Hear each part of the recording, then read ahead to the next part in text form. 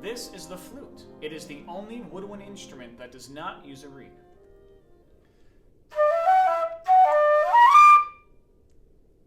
This is the oboe. It is a high-pitched woodwind instrument that uses a double reed.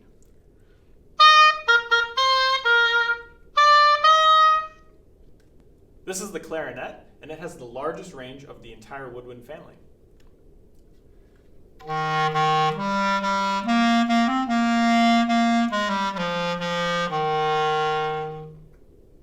This is the alto saxophone.